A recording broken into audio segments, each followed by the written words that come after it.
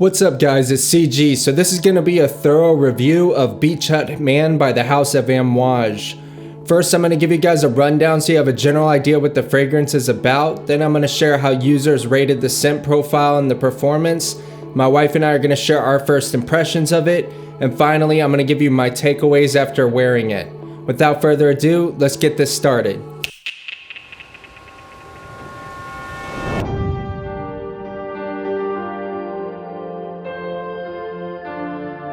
Beach Hut Man is a very unique, fresh fragrance. It's very minty, it's very earthy, and it's very green. A lot of people consider it to be a fougere or for more mature personalities, and it's definitely a standout from other fresh fragrances that are on the market currently.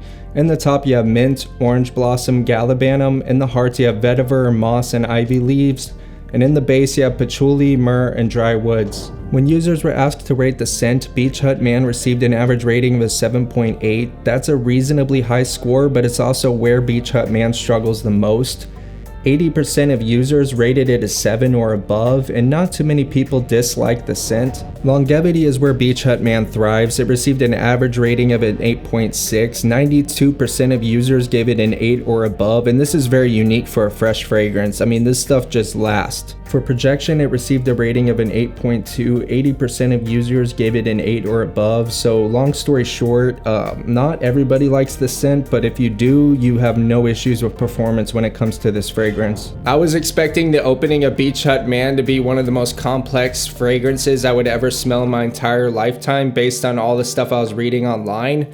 But upon first spray, I immediately was just hit with spearmint bubblegum, basically, like pure spearmint, just slapped in the face, like mint and green. If you could just imagine spearmint done to the best way imaginable as far as a scent goes, that's gonna get you closer to imagining what this smells like than anything else I could say to you. Just a beautiful spearmint done really well. It's calming, it's very soothing, very therapeutic mint that almost says atmospheric. This reminds me of when you're in a sauna and you put in those mint rocks.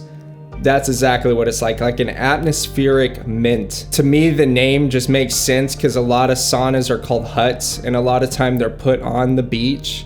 But along with that atmospheric mint, you're also getting a little bit of the woodiness of the room and just that vibe of being in a mint sauna. Now, as it dries down further, at some point the mint starts to go into the background, and that's when I experience more of the greenness of the fragrance, which is like a darker green, like a muted green. It's not like a bright, fresh, grassy green or anything like that. It's much more like if you were to open a green tea bag and smell it green. It's that green, but what makes the dry down interesting is it's very smoothed out with a bit of a flavor of banana, which I've never smelled a banana fragrance. That's what makes this unique to me. And it's not banana like sweet bubblegum banana, it's banana like a green banana. Almost like a green banana with a bit of vetiver around it and just smooth and almost buttery that way in the far dry down. I would say it's a fougere, not in that it relates to other fougeres, but just the overall feeling of smelling this is it's classy and it generally is for somebody a bit more mature. People say it has like a Middle Eastern DNA, and you know, our brains make connections. There's no right or wrong way. I don't make a connection to that at all. I think more hippy dippy. I think more world traveler. Like the ultimate embodiment of who I think would wear this is Hunter S. Thompson from Fear and Loathing in Las Vegas. I don't know why my brain goes there, but it just goes to that type of outfit and that type of personality. It just kind of has an Amazon feel to me, almost like a mint sauna inside of an Amazon jungle that's on a beach.